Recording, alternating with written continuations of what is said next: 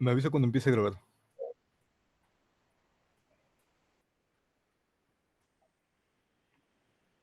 Ah, ya. Ok, ok. Buenas noches con todos. ¿Pueden ver mi presentación y me escuchan? Sí, sí te escuchamos, Aldo. Buenas noches con todos, sí, se escucha. Adelante, por favor. Ya. Eh, bueno, buenas noches con todos. En esta ocasión, los integrantes Richard, Aldo, Gustavo y mi persona, André, del grupo 5, les va a hacer una presentación sobre uno de los capítulos de Hands-on Machine Learning. El siguiente, que es el capítulo 3, que habla de clasificación, que básicamente es una palabra muy literal, ¿no? Predecir a qué clase pertenece pues, las variables de entrada, ¿no? Según el problema, claro. Y en este caso, el problema que vamos a atacar va a ser el del NIST, que se va a dar más detalles a continuación. Luego, ¿cómo vamos a resolver el problema de NIST con un clasificador binario? ¿Y cómo vamos a medir el desempeño de ese clasificador a través de las medidas de desempeño? Ahora sí, siguiente. Eh, ya. Ahora, respecto al NIST, ¿qué es? Básicamente es un conjunto de datos.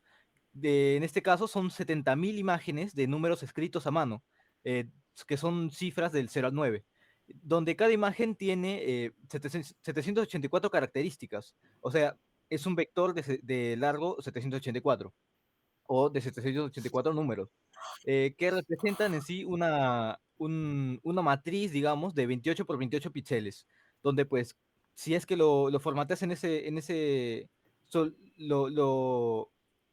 lo cambias a ese formato 28 por 28, pues vas a tener esas imágenes, ¿no? Que eso vamos a ver luego. Ahora, cada uno de esos números, ¿de qué consta? Es básicamente un valor entero del 0 al 255, donde el 0 es el blanco y el 255 es negro.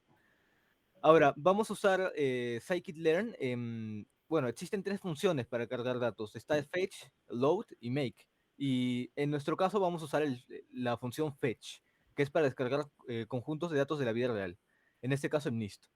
Ahora, el conjunto de datos que te devuelve el NIST a la hora de ser llamado es una tupla que de listas X y Y. Ahora, ¿qué es la lista X? Es básicamente una lista de 70.000 valores, como pueden ver arriba en ese cuadro gris, cuando vemos la forma de la lista X, 70.000 valores de 784 características, como mencionamos previamente. O sea, son 70.000 imágenes, como mencionamos. Ahora, el Y también tiene 70.000 valores, pero se le atribuye el objetivo, que en este caso es el label, tal que pues a la primera observación de la lista X, digamos que es ese 5 que ven de arriba a la izquierda, pues va a ser solo la matriz de números, ¿no? Que representan esa imagen, pero y es en el primer elemento de la lista Y, de la otra lista, que se encuentra el número 5, que es la etiqueta, que va a ser el problema que vamos a atacar, que es básicamente predecir ese Y, predecir esa etiqueta.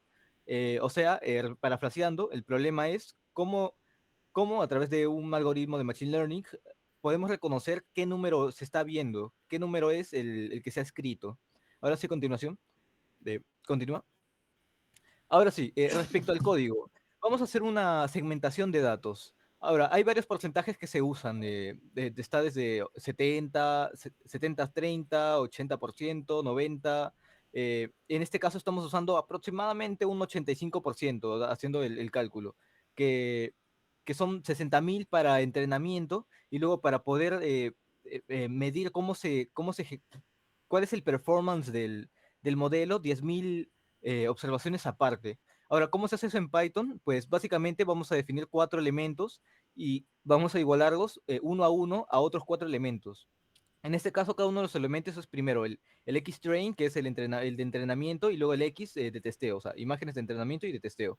Y la sintaxis es del 0 al 60, a 60.000 va a ser para entrenamiento. Y el siguiente elemento es del 60.000 hasta el final de la lista, va a ser para testeo. En este caso, como sabemos que es 70.000, pues ya entendemos que son 10.000 de testeo, ¿no? Del 60.000 al 70.000. Y lo mismo con el Y. Ahora, pero esos solo son valores. Ahora, ¿cómo lo vamos a ver? ¿Cómo sabemos que es una imagen? pues vamos a definir una función que nos permita ver eso, ¿no? En este caso, esta función se llama plotDigit y te va a aceptar esa data de la imagen, que en este caso va a ser ese vector de 784, sí, 784 características. Ahora, como les mencioné, hay que redimensionarlo a una matriz de 28 por 28 y por lo tanto usamos el método reshape. Entonces hacemos ese reshape y ahora sí ya tenemos esa matriz 28 por 28 en la variable image. Lo único que tenemos que hacer es plotearla usando matplotlib. Pero pues, ¿cómo interpretamos cada uno de los valores?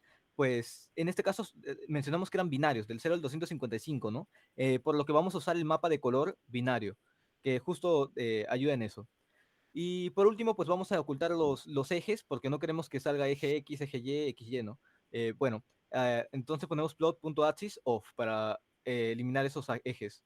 Y por último, ahora sí ya podemos, ya está lista la función, podemos invocarla. En este caso vamos a elegir el primer elemento que mencionamos que era ese 5. eh, que, bueno, usamos la función que introducimos ese elemento X, que es el primero, el 5 como matriz y le damos plot show y pues nos va a aparecer ese 5 como imagen ya. Y como último, para ver que realmente es un 5 pues vamos a ver el primer elemento de la lista Y, que va a ser efectivamente un 5. Ahora sí, les voy a pasar a mi compañero Richard. Bueno, buenas noches con todos. Viendo la parte del entrenador de un clasificador binario, en este caso, primero escogemos que vamos a entrenar el número 5 para el caso que estamos aplicando. Y bueno, aquí vemos que es capaz de distinguir el número 5 entre dos clases, ¿no? Si es que pertenece verdaderamente el 5 y si es que en ese caso sería falso, ¿no? Para los demás valores representaría como un número falso. Eh, para este caso utilizamos la librería SGDC Classifier de Scikit-Learn para clasificar los datos de entrenamiento y sus respectivas etiquetas. Este clasificador es capaz de manejar un conjunto de datos muy grandes de manera muy eficiente. Esto se debe a que parte de esa librería se ocupa de instancias de capacitaciones de forma independiente una a la vez, lo que también hace que la librería SGDG sea muy adecuada para este tipo de aprendizajes. Como estamos viendo, utilizamos el clasificador SGDG para el ejemplo de SumDigit y sale el valor true que representaría el número 5 que es el cual hemos aplicado para poder realizar el testeo. Y pasaríamos a la siguiente diapositiva. Bueno, ahora continuando, vamos a hablar sobre las medidas de desempeño. En este caso hay 4 puntos dentro del libro, que es uno, la medida de la precisión mediante validación cruzada, la otra, la matriz de confusión, y como tercer punto tenemos la precisión y recuperación, que es la precision o recall, más conocidos, y finalmente el tema de la curva ROC. Respecto a la medición de la precisión mediante la validación cruzada, primero, dentro del libro lo que se hace es lo siguiente, ¿no? O sea, se tiene, para hacer una validación cruzada, lo que se busca es ver la precisión de detectar el número 5 en la data de entrenamiento.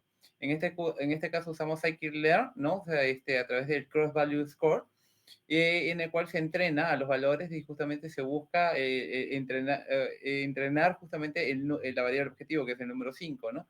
Y se divide en tres, o sea, digamos, en tres grupos para ver justamente cuál es el nivel de accuracy. Justamente de la data que sale acá 95, 96 y 96. Es decir, que la precisión de detectar el número 5 en el entrenamiento está entre 95 y 96%. Ahora, si lo llegamos a ver al revés, ¿no? Es decir, si clasificamos por la variable negativa, o sea, los que son no 5, hacemos también, usamos el dummy classifier, ¿no? Del scikit-learn también para identificarlo. Y justamente nos sale que es falso. ¿Qué nos dice esto? Que si dice falso, significa que no hay 5 detectados, lo cual también está bien. Pero ¿cuál es el problema? Cuando hacemos la precisión del modelo y hacemos el cross-value score para estos no 5, nos sale justamente un valor de 90, 90 y 90, es decir, mucho menor que la precisión de validación cruzada de los positivos, de los verdaderos, o sea, de los que son verdaderos. Entonces, ¿qué tenemos como resultado? Que la predicción no es la mejor herramienta utilizada, ¿no? Por las personas que hacen clasificación, porque solamente al final te divide verdaderos y falsos nada más. En este caso, los verdaderos son, te está diciendo que el 96%, 95-96% te detecta que sí son 5. Pero los que, justamente los que son falsos, ¿no? Que son los no 5, solamente lo detecta un 90%. ¿Y qué es lo que pasa? Justamente eso se ve en la matriz de confusión, que es el siguiente tema, ¿no? Perdón.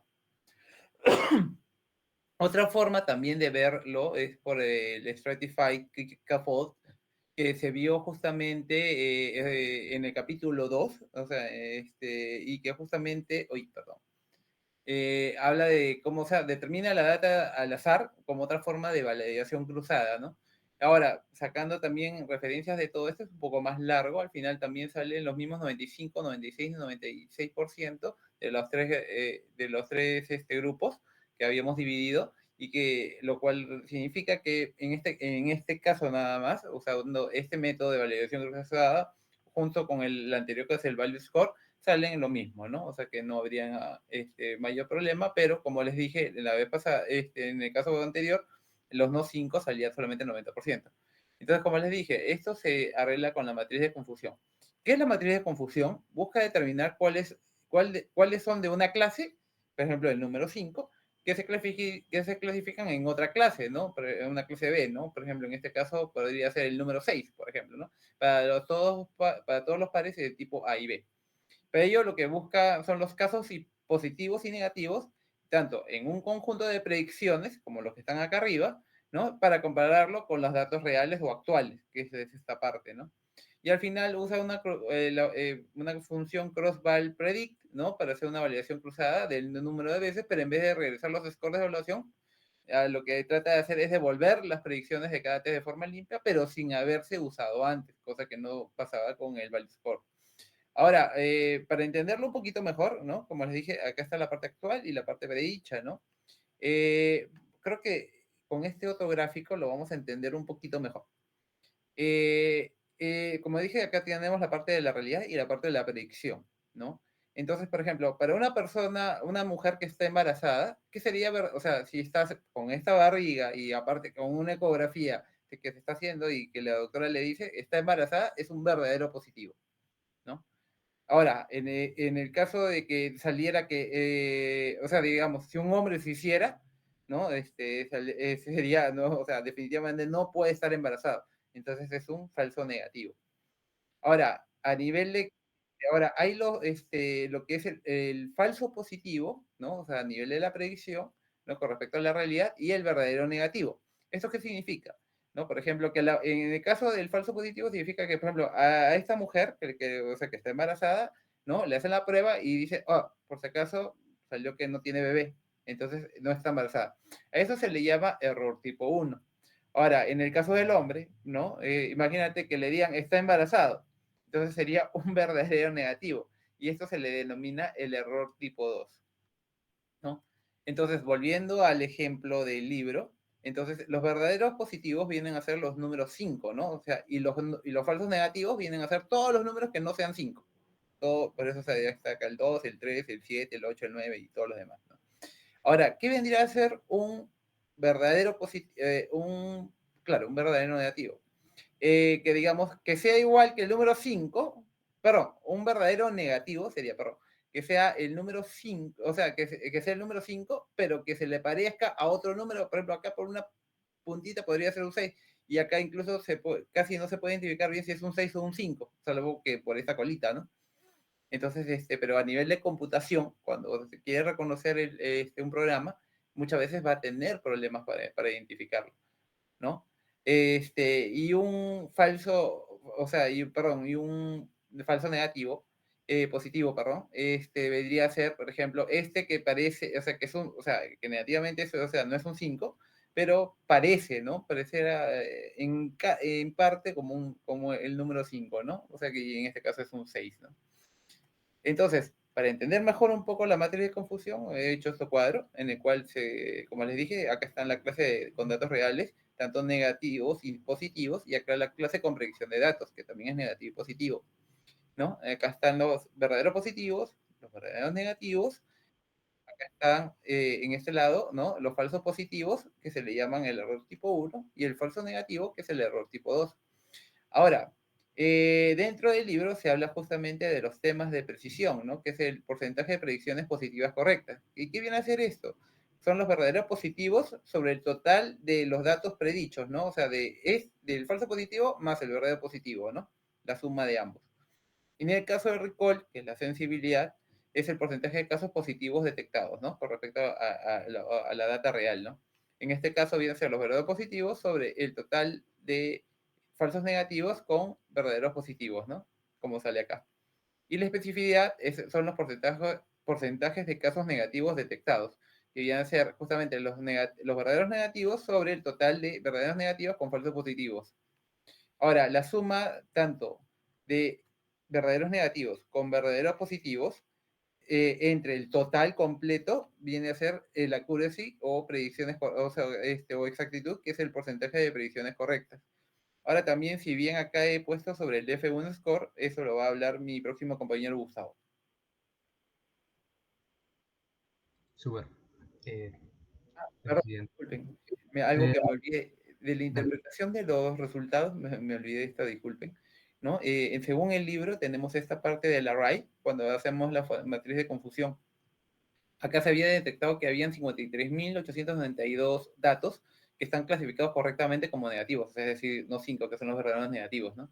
687 son clasificados erróneamente como 5, que son los falsos positivos, también llamados error tipo 1, y 1891 datos clasificados erróneamente como no 5, que son los falsos negativos o error tipo 2, ¿no? Y finalmente los 3.530 que están acá son los clasificados correctamente como 5, que son verdaderos positivos. Ahora sí, discúlpame, Gustavo, adelante. Dale, no te preocupes. Bueno, siguiendo un poco con la intro que hizo Aldo, si bien como él dice, todo parte de la materia de confusión, la materia que ya les comentó, pero centrándonos un poco en lo que es la precisión y el recall, es tal cual. La precisión se enfoca más que nada en la exactitud de las predicciones positivas. Es un ratio entre las predicciones correctas con respecto a las predicciones positivas hechas por el mismo modelo. En todo caso, y el recall se enfoca más en la capacidad de encontrar todos los casos positivos reales. Es prácticamente positivas correctas entre el total de positivos reales dentro de la realidad, tal y como lo comentó. Y ahora, yéndonos un poco en la interpretación, lo que quiere decir cada uno es que una alta precisión va a significar que si diagnostica o se predice de una manera eh, exacta el resultado, minimizando un poco las falsas alarmas, y una alta recuperación hace que podamos identificar casos que realmente van a pasar o están pasando, y con esto minimizamos los casos que no son detectados. Yendo un poco al ejemplo y siguiendo con el análisis de los datos, por ejemplo, tenemos una precisión del 84%, que indica que el modelo predice una clase positiva en el 84% de las veces. Mientras que la sensibilidad es un poco menor, que también es bastante alta, la verdad, 65%. Pero ¿qué pasa? Va a llegar un punto donde no nos podemos medir desde las dos medidas aisladas, sino que tenemos que llegar un, a un punto medio. Y entonces ahí surge el concepto de puntuación F1, que es la media armónica entre la precisión y el recall. Esto lo que nos da es una medida global que nos da un poco más de confiabilidad al momento de identificar la clase positiva correctamente predicha. Y esto nos permite no perder un alto número de instancias positivas. En este caso tenemos un 73% en base a las dos métricas anteriores, algo que es bastante alto y nos indica que nuestro modelo está muy bien en cuanto a las medidas de desempeño. Ahora, yendo un poco con estos dos conceptos, vamos a traslaparlo a lo que es la curva ROC, que es nuestra siguiente medida. Por favor, la siguiente diapo. Ya. Esto es más que nada la unión en el eje X de los falsos positivos y los verdaderos positivos en el eje Y. La curva punteada que está a 45 grados nos quiere decir que es el modelo al azar, que todo lo que está por encima de él es que es un modelo que cumple con una correcta predicción. ¿Y cuál es la finalidad o la función principal de este gráfico? Que nos permite comparar modelos. En este caso se comparó el Random Forest con el SGD Classifier, ya que queremos saber un poco cuál predice mejor nuestros datos. En este caso podemos ver que el Random Forest lo predice con una exactitud mucho mayor, cerca del 0.99, como lo indica abajo, y por ende sería nuestro modelo a elegir. Esto se traslapa ahora a muchos casos de negocio cuando queremos comparar, por ejemplo, ya sea un caso de créditos, un caso de ventas, retención de clientes. Tenemos tal vez muchos modelos, varias casuísticas, y este tipo de métricas son los que nos pueden ayudar a tomar decisiones para poder presentarlos al negocio y sobre eso poder mejorarlo en el end-to-end. Y eso sería todo.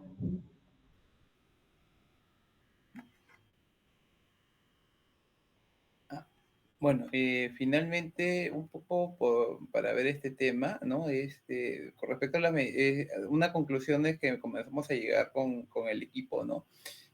Con respecto a las medidas de desempeño, las mediciones de precisión mediante validación cruzada al final, lo que no permite, o sea, solamente te va a detectar, como dice, verdaderos o falsos, ¿no? Pero no te va a llegar justamente a detectar algunos datos, como son los falsos el error tipo 1 y el error tipo 2, justamente, que son los falsos negativos y verdaderos negativos y falsos negativos, ¿no? Que justamente es una parte que justamente al final termina siendo parte de la accuracy y también del nivel de precisión y recall, ¿no? Que son datos que al final dan mayores precisión y exactitud, ¿no? Con respecto a cuando se ve temas de justamente clasificación, ¿no? Ahora, la precisión y recuperación, como dijo mi compañero, ¿no? O sea, el problema, si bien la matriz de confusión tiene esto, todos son números, ¿no? Como lo vimos acá, ¿no?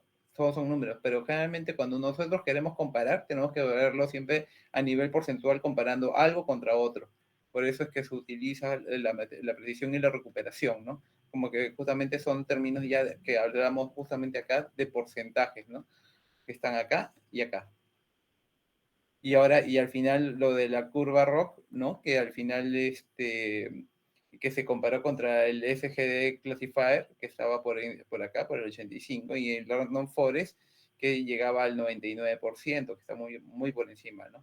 Y que nos está demostrando que usar este tipo de sistema de Random Forest es mucho mejor a veces que el nivel de clasificación, pero para eso siempre hay que evaluarlo. Eso sería todo hasta el momento. Y bueno, cualquier cosa también hicimos nuestra corrida en Google Colab, ¿no? De todo lo que hemos mostrado, solamente que lo pusimos ya en la exposición para hacer un pequeño resumen de todo lo que hemos hecho, ¿no? Que llegase hasta la curva roca. Eso sería todo por nuestro lado. Gracias. Si tienen alguna pregunta o consulta, por favor, nos las hacen.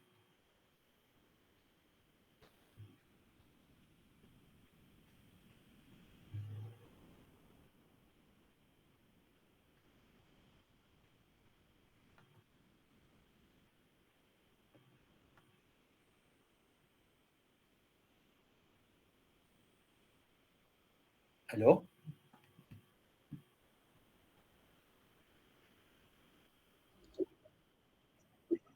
Sí, ahora sí, Junior. Bueno, en realidad varias, pero voy a comenzar con la primera. No me quedó muy claro la parte del Damage Classifier. Cuando yo vi el libro, creo recordar que era, o sea, que era como un clasificador que siempre lo clasificaba como no 5. Y, o sea, es como que un modelo tonto, pero, o sea, por así decirlo, ¿no? Que siempre dice que no es 5 y en base a eso lo toma como referencia para compararlo con el modelo que ya se ha entrenado. Y sobre eso se compara, ¿no? Porque, por ejemplo, el Damage Classifier te arroja 0.9 y más o menos ya indica que hay una gran cantidad de valores que son diferentes de 5 y por eso que sale un valor bastante alto, ¿no? Porque si siempre dice como no 5 y el 90% de los datos son no 5, ya por sí arroja una accuracy bastante alta, ¿no?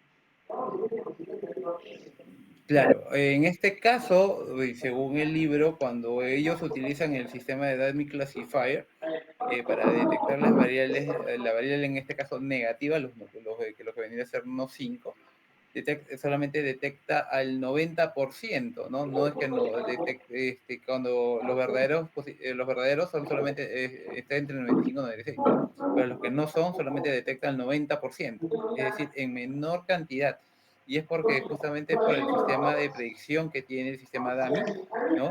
En este caso para ver si son falsos o son positivos, ¿no? O sea, si hay los 5 detectados o no hay 5, ¿no? En este caso. Y justamente puede llegar a ese problema, ¿no? Y por eso que luego se utiliza la matriz de confusión, ¿no? Para justamente obviar estas partes que justamente hacen que esto no sea igual a esto, ¿no? En porcentaje de accuracy, ¿no? Porque justamente hay los verdaderos negativos, perdón, y los falsos positivos, ¿no? Que justamente generan este problema. Y por eso es que se compara a través de los pares habilidad. Pero el dummy classifier, como tú dices, o sea, puede darse, como tú dices, en su caso, como en tu caso, ¿no? Que sí puede arrojar justamente el tema de que pueda ser un valor más alto, pero en el modelo que se utilizó dentro del libro, ¿no? Y se corrió, ¿no? Incluso lo tenemos acá, si me permiten, y justamente los valores son los que salen ahí en, arriba, acá. ¿No? Del Dummy Classifier sale falso y justamente los valores salen del 0,90%, o sea, del 90%, ¿no? En los arrays. Cuando, o sea, en lo que son falsos. Cuando los verdaderos salen entre el 95 y 96%, ¿no?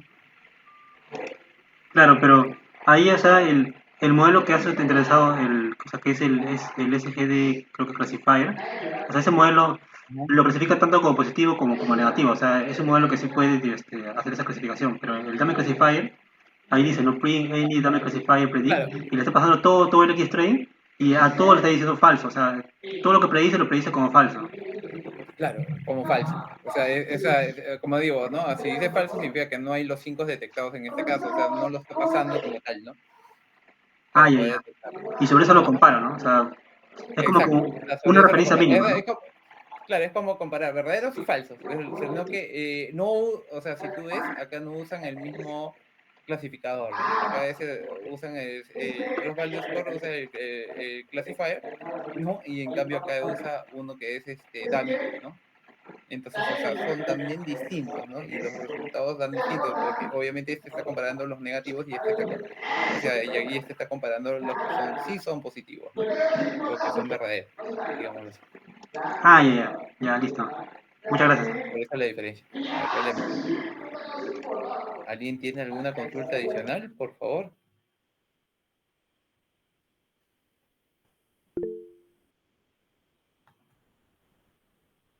Sí, Jorge, adelante. Una consulta. em, para el caso de validar la clasificación, ¿qué, qué utilizarían? ¿La precisión o el recall? ¿Cuándo utilizar la precisión y cuándo utilizar el recall? Si pueden dar un ejemplo, por favor.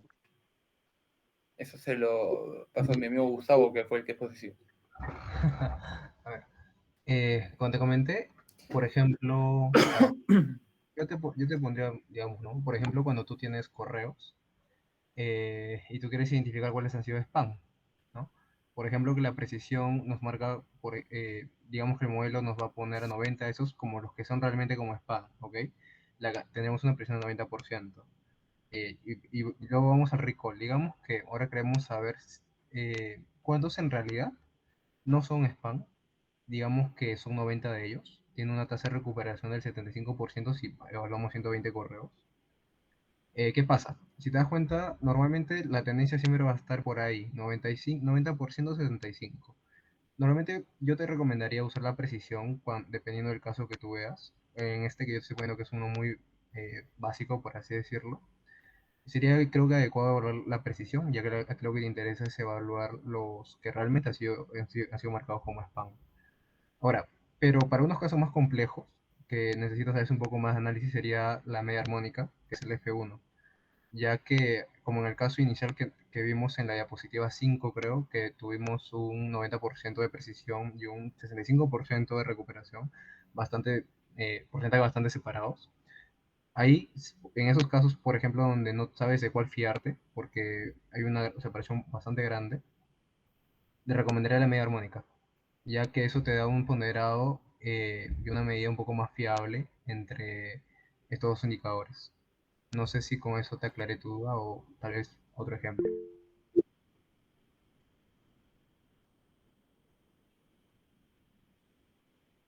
Sí, Junior.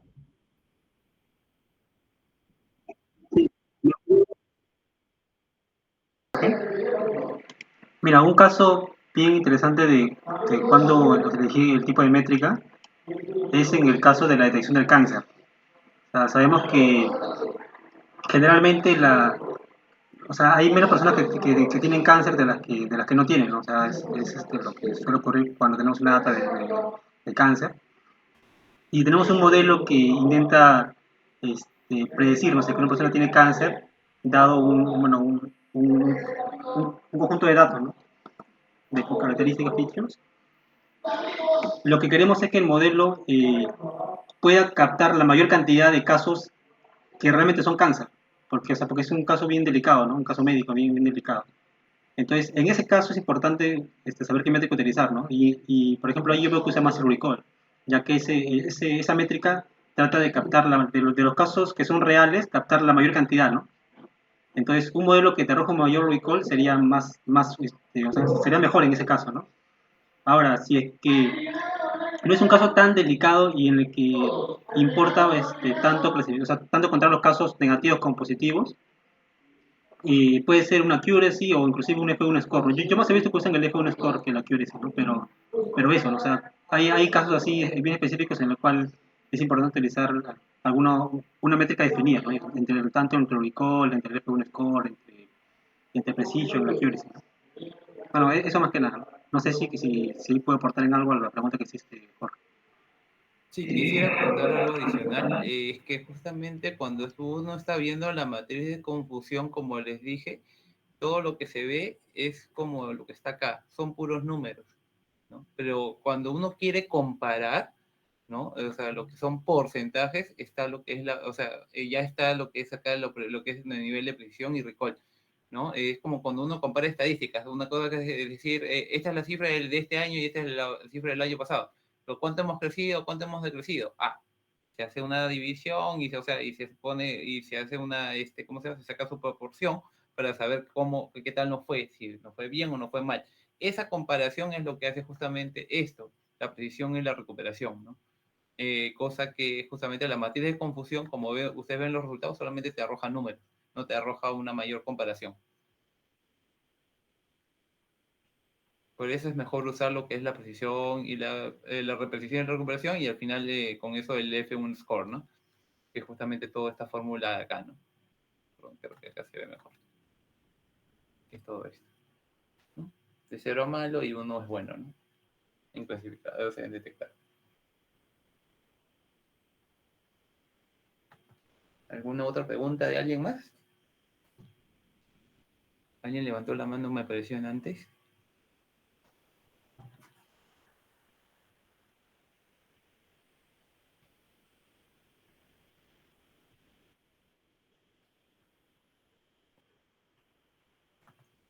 Ajá. Hay dos, ¿no? Ajá.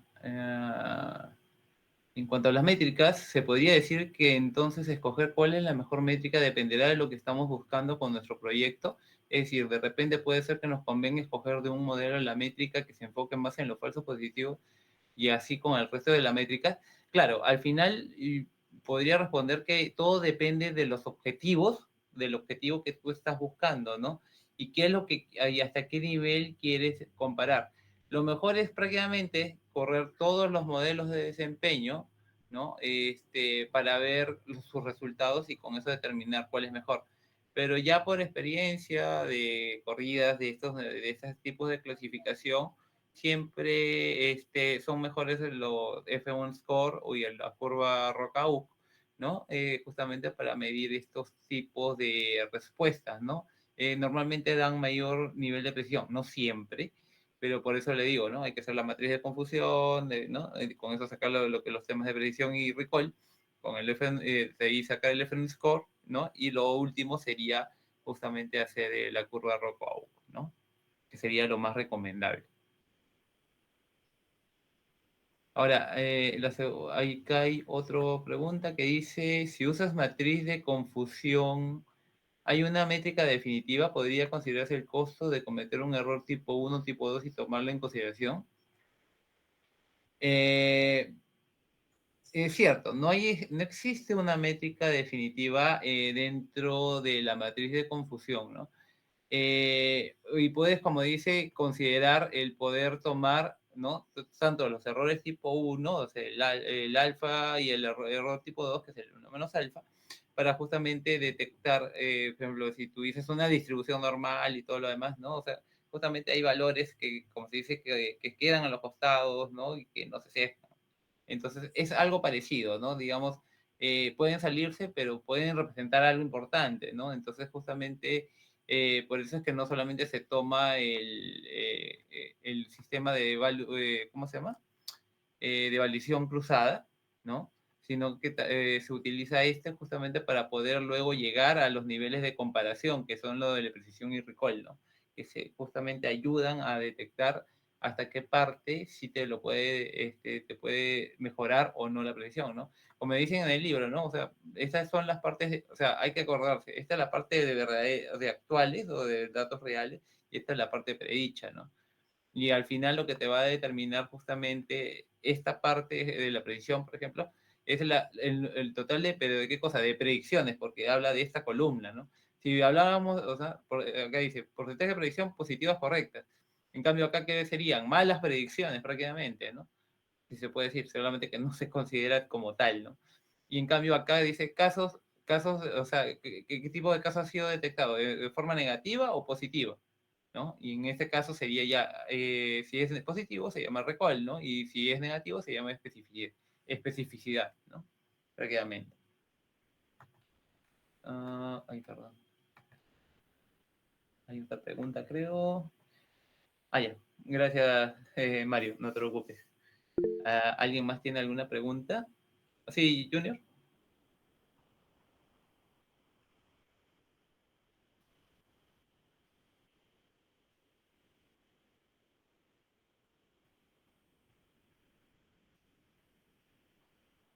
Claro, lo que pasa es que sucede lo siguiente, ¿no? Como dije acá, déjenme ver, perdón, un ratito. Aquí fue, no, estamos abajo, ¿no? O sea, ¿qué es lo que pasa? Cuando usamos la validación cruzada, lo único que estamos viendo son o si es verdadero o es falso, si es 5 o no es 5, ¿no? Lo que pasa es que, digamos, yo te puedo determinar, sí, justamente, por ejemplo, como acá, ¿no? Como fue en el ejemplo del libro, ¿no? Que cuando dividió en 3 grupos para detectar la data de entrenamiento, detectó entre 95 y 96% ¿no? De prácticamente una accuracy, lo cual es muy bueno.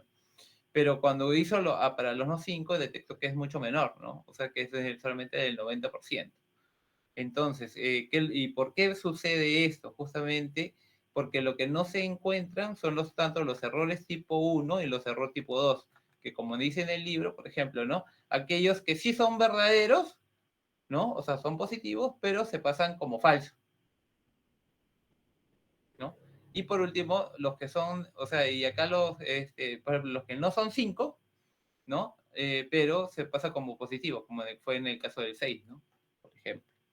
Entonces, eso lo que trata de hacer con la matriz de confusión es justamente a que no se pierda esta pequeña parte y que justamente es lo que te hace llegar a comparar los niveles o sea, digamos, poder comparar justamente de la parte predicha cuánto realmente sí es verdadero con respecto al total, ¿no? Y acá en la parte del recall, ¿no? De todos estos, de los verdaderos valores actuales, ¿no? ¿Cuántos realmente sí son 5? O sea, son verdaderos realmente, ¿no? Del total que hay acá. De los totales que ha tratado de detectar. No sé si me dejé entender, Junior, Sí, o sea, entiendo que el hecho de que, o sea, que el modelo diga que es 5 y, o sea, y lo clasifique como 1 porque, o sea, es positivo, está relacionado a, o sea, como tal los objetivos del modelo, ¿no? O sea, por ejemplo, si tengo un modelo que quiere detectar si un paciente tiene cáncer o no tiene cáncer, que tenga cáncer sería la clase 1, ¿no? Porque eso es lo que yo quiero o sea, al final clasificar, ¿no? O sea, es lo más importante, ¿no? Ah, sí. Ah, ya, Claro, o ya. sea, tú buscarías justamente esa comparación, ¿no? De detectar, o sea, si, como dices, tú quieres saber el modelo de validación, si es cáncer o no cáncer, ¿no? Entonces, justamente, pero hay algunos casos, o sea, o tumores que cuando lo procedes, dice, uy, sí es verdad, o sea, lo pasa como si fuese un cáncer, pero al final no es un cáncer, es otra cosa, es un tumor nada más, ¿no? Pero que no llega a ser canceroso, por ejemplo, ¿no? Y eso va a hacer el sistema de detección, ¿no? Ah, ya, ya. Ah, ya sí, Que otro porque, programa.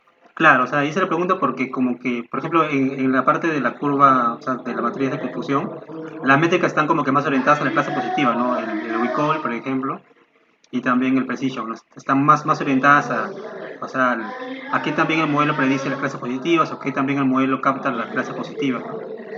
Exacto, Entonces, ¿no? Es que lo que pasa es que hay claro. que entrenar qué es lo que queremos realmente detectar, ¿no? O sea, obviamente podríamos usar otros tipos de datos de clasificación, ¿no? De imágenes, por ejemplo, si estás hablando de cáncer, es que tienes que ver con imágenes, ¿no? Y en este caso, ya tendrías que hacer otros tipos de clasificadores más avanzados, ¿no? Como Keras, TensorFlow, ¿no? Y hacer ReLU quizás para poder agarrar y detectar justamente cómo se está detectando esto, o sea, para poder clasificar y poder detectar este tipo de imágenes y hasta qué nivel, ¿no? De precisión. Incluso ya se podría hablar de producirlo, o sea, de reproducirlo, de, ¿cómo se llama? Hacer unas pruebas con épocas, ¿no? Prácticamente. Ajá. Sí, ya lo Pero está ya eso bien. estamos hablando de algo más avanzados, ¿no? Claro, claro. Épocas, creo que he visto un poco en el descenso de gradiente ese término épocas, pero ya lo veremos después en los capítulos del libro, ¿no? Así es. Gracias por tu respuesta. No hay de qué.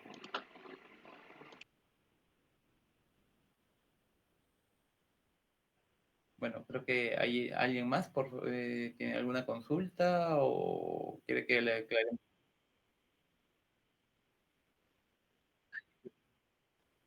Ah, el modelo. Ya. En el caso de datos desbalanceados, ok.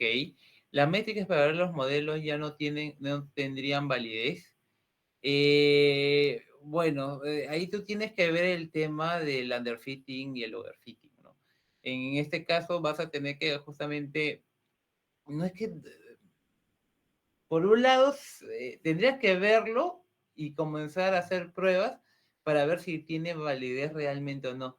Pero si está desbalanceado, se supone que lo que primero que tienes que hacer es corregir ese overfitting o underfitting, ¿no? Para poder realmente ya recién hacer tu modelo, ¿no? Pero puede ser que la data de entrenamiento pues tenga, o sea, la data real tenga, qué sé yo, 40% y el otro tenga el 60%, ¿no? Y digamos, entre comillas, está algo balanceada. Pero, por ejemplo, si la diferencia es 80-20 o 90/10, ya, ahí sí vas a tener problemas justamente cuando corras tu modelo y te lo va a decir.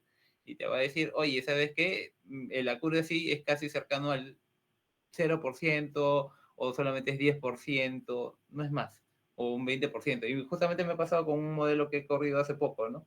Y justamente la accuracy me salió casi 0%. Entonces, me dice, tienes un problema justamente de overfitting o de underfitting, y eso es lo que tengo que ir descubriendo dentro de lo que he estado haciendo, ¿no? Después de eso ya puedes hacer la clasificación y todo lo demás.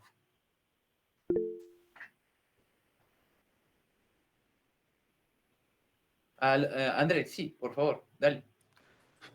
Ya, en este caso quiero dar como una acotación respecto a los ejemplos de las métricas, de cómo escoger cuál es la mejor métrica, y pues como, o sea, recalcando lo que se había respondido, ¿no? Que depende de la problemática, pero quería dar en lo particular un par de ejemplos.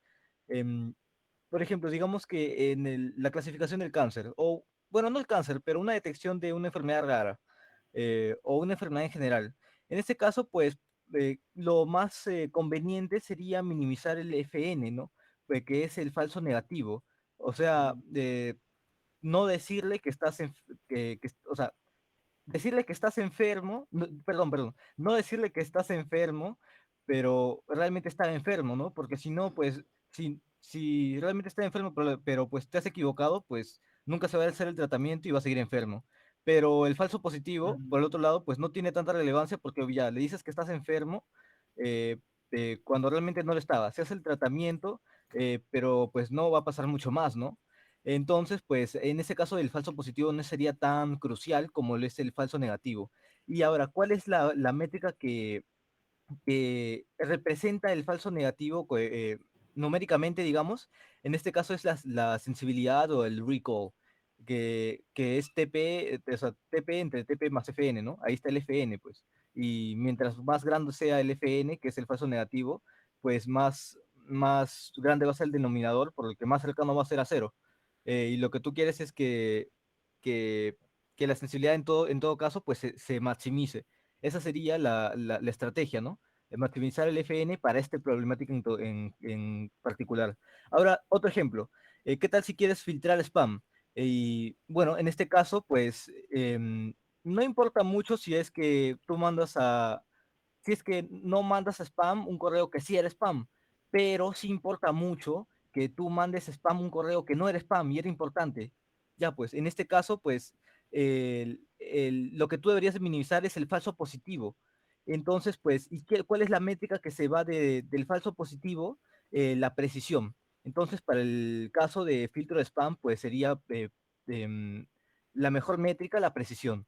Ahora, ¿qué pasa si tú quieres balancearlos? Así como mencionaron, que quieren algo que busque, o sea, lo más conveniente, todo, que enfoque falsos positivos, falsos negativos, pues en este caso puedes usar el accuracy, que como ven que tiene todas las métricas. O pueden usar el F1 score, que es como un balance entre el precision y el recall, que eso es como más general, ¿no? También está el outlook, que también es pues un poco más general, como un balance. Entonces, pues son esas tres para casos generales y pues ya ven que el recall y precision ya son como para más específicos. Ese es mi apunte. Perfecto, gracias más bien por eso, ¿no? Es verdad lo que tú dices, ¿no? Lo que se busca, como dices acá, es bajar, ¿no? O sea, en la parte del denominador, ¿no? En ambos lados, ¿no? En este caso de los falsos positivos y de los falsos negativos, para que sea la menor cantidad posible y los datos, o sea, y justamente el porcentaje sea mucho más alto, ¿no? Tanto de precisión como de recall, ¿no? De sensibilidad. Y ya con eso saldría ¿cómo se llama? Como dicen, un sistema de F1 score mucho mayor, ¿no? Para ese caso, ¿no? Y a la vez también que acá para la curva rock, ¿no? Lo que sucede es que a veces hay que evaluar, como digo, todo depende de los objetivos, número uno, humano, y número dos, también depende, como dices, o sea, y hay que evaluarlo, no es que no haya que hacerlo, hay que hacerlo para ver justamente cuáles si están bien o están mal y cuál es el porcentaje y cuál te da más accuracy, ¿no? Porque al final, el que te da más accuracy, con ese modelo te quedas, ¿no? Porque así es, ¿no? O sea, en este caso te está diciendo que la curva, por ejemplo, acá en nuestro caso nos está diciendo, este tiene, es 99%, mejor que el SGD Classifier que era 84%, ¿no? Entonces, para clasificación, el Random Forest Position es muchísimo mejor dentro de una curva rock que usar el SGD Classifier, ¿no? Muchísimo.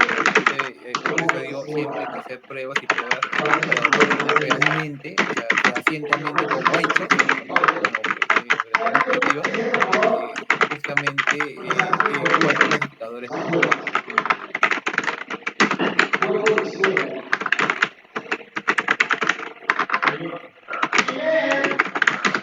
Sí, Junior, adelante.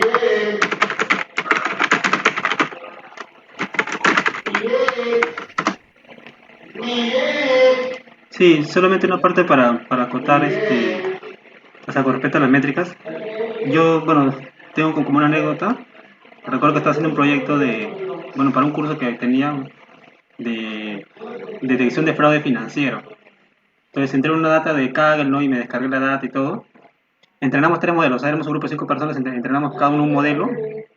Al final elegimos tres modelos y todos los modelos arrojaban 0.9, 0.8, 0.95 de accuracy, ¿no? Un accuracy bastante bueno, ¿no? Y luego estamos chequeando ya la matriz de confusión y nos dimos cuenta de que era bueno la accuracy, pero por ejemplo el recall, el F1 score era bastante bajo, 0.6, 0.7, ¿no? Y nos dimos cuenta que era porque la clase positiva era más o menos de 100.000 registros, o sea, habían 100.000 casos de clase positiva y 10.000 casos de clase negativa. Entonces, ahí ya vimos un problema, ¿no? De por qué el modelo da un buen accuracy, pero no da un buen F1 score, no da un buen recall, ¿no? ¿Por qué? Porque al haber una clase de balanceada, como que la métrica no era la más adecuada, ¿no? Y lo que luego hicimos fue como que un submuestreo, o sea, de esa data como que de la clase positiva, o sea, tomamos como una muestra más pequeña y con esa muestra más pequeña ya tenemos como que una data más balanceada, ¿no? Casi 50-50 más o menos, ¿no? De la clase positiva y negativa. Y nuevamente ya aplicamos el accuracy allí, con los mismos modelos entrenados y la accuracy salía mucho más bajo, ¿no? Y ahí ya probamos otras métricas, ¿no? Pero eso justamente, ¿no? O sea, tenemos una data y la data como que hicimos un submuestreo para tener una clase más balanceada y nuevamente los modelos lo probamos y ahí nos dimos cuenta que el modelo que aparentemente era el mejor antes de balancearlo era el peor en realidad, ¿no? O sea, tenía creo un AUC de 0.55 o algo así, ¿no? O sea, muy, muy, muy chiquito, ¿no? Pero, o sea, ese cambio nada más de hacer un submuestreo, o sea, que es un cambio total en lo que el modelo arrojaba, ¿no? O sea, era un cambio brutal, ¿no? Sí, eso más que nada como un aporte. Perfecto, Junior, gracias. Justamente en este caso, ¿no? Es cierto lo que tú dices, y hay que ver los temas de balanceo o desbalanceo de estos tipos de datos, y de ahí hay que ver los temas también, justamente de cómo podemos llegar, ¿no? Porque como dices, al final puedes llegar a estos sistemas, o sea, de estos sistemas de overfitting y underfitting, al final te pueden arrojar cosas que, como dices, si no las trataste, te sale un resultado, pero tratados te sale un resultado completamente distinto, ¿no? Y sí, también he visto modelos en el cual sucede eso. Tal cual. Y Manuel, sobre el modelo de déficit de clasicidad, como que el capítulo no profundiza en detalle. Es cierto, lo toca muy esporádicamente y prácticamente no habla mucho. Sé que en el próximo, o sea, en el próximo capítulo creo que ahí lo hablan un poquito más. No he terminado todavía de leer esa parte, ¿no? Pero sí, creo que lo profundiza. Pasa que esta parte no, lo habla un poco somero, solamente lo importante es que esto lo determina más que todo para los temas de, ¿cómo se llama? O sea, si son de clasificación nada más, ¿no? Eso es lo que lo determina dentro del capítulo, ¿no? O sea, no habla más de otra cosa, ¿no? Como un clasificador, en este caso para la que era el clasificador binario, ¿no? De los ceros y, o sea, de los números, ¿no? Nada más.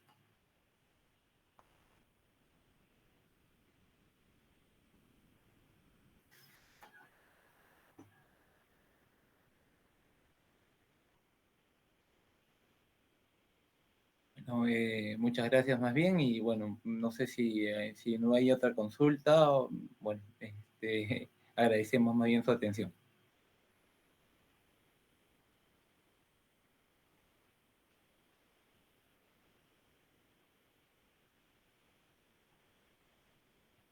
Gracias, Mario. Se agradece. Gracias, Junior. Gracias, Junior. Gracias, Javier. Más bien, de ahí vamos a terminar llenando, nos faltó nuestra ficha de LinkedIn y estas cositas, que justamente lo vamos a hacer y que estaremos compartiéndole a Junior esta presentación para que lo pueda seguir. Sí, dale chicos, me lo comparten y ya yo lo subo al GitHub y para tenerlo como repositorio, ¿no? Probablemente sea Así es. un nuevo grupo de estudio, no sé si de ese tema o de otro, pero o sea, esto puede servir como una referencia para futuro grupo de estudio, ¿no? O quién sabe, tal vez otro grupo que se inspire en este grupo y nazca, ¿no? De forma espontánea, ¿no? Así es. Oye, muchas gracias. Dale, chicos. Gracias a ustedes. Luego, chau. Nos vemos, muchas gracias.